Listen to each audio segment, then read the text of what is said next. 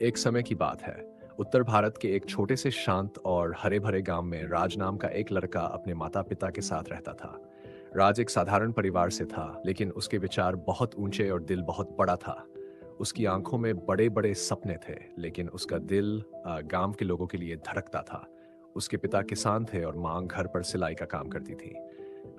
राज बचपन से ही पढ़ाई में होशियार था। गांव की एक लड़की थी, सीमी। वह भी पढ़ने में तेज थी और राज की बहुत अच्छी दोस्त थी।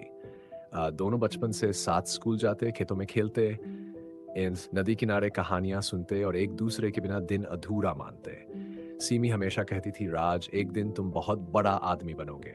राज बस मुस्कुराकर कहता, अगर तू साथ रही तो कुछ भी नामुमकिन नहीं। एक दिन सीमी ने राज से कहा, तुम्हें शहर जाकर पढ़ना चाहिए। यहाँ रहकर तुम्हारे सपनों की उड़ान रुक जाएगी।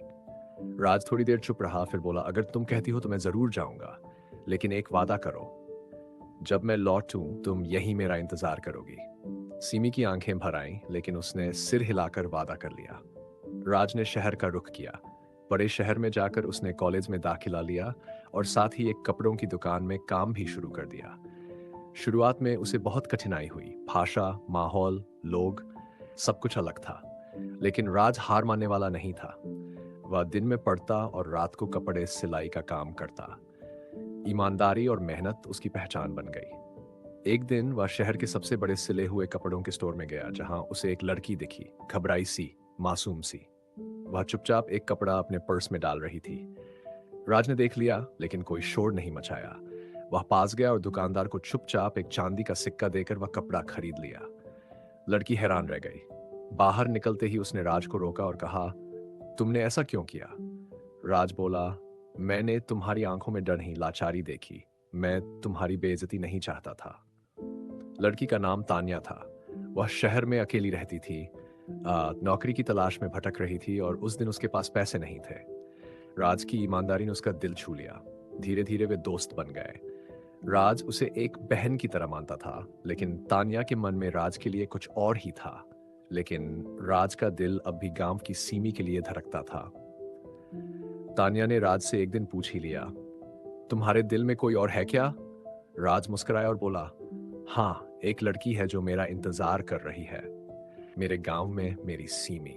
तान्या ने उसकी सच्चाई और वफादारी देखकर उसे और भी ज्यादा सम्मान दिया और कहा, काश हर लड़की को राज जैसा साथी मिले। पढ़ाई पूरी होते ही राज ने गांव वापसी की तैयारी की, लेकिन जब वह गांव पहुंचा तो उसे पता चला कि सीमी अब गांव में नहीं है। उसके माता पिता ने उसकी शादी शहर में किसी से तय कर दी थी। राज टूट गया। वह अकेले उस पेड़ के नीचे बैठा, जहां वो दोनों बचपन में झूला झूलते थे। कुछ ही देर बाद किसी ने पीछे से आवाज दी, राज। वही आवाज, वही एहसास, ये सीमी थी। उसने सब छोड़कर वापस गांव आने का फैसला किया था। सीमी बोली, मैंने तुम्हें वादा किया था, मैं तुम्हारा इंतजार करूंगी, और मैंने किया।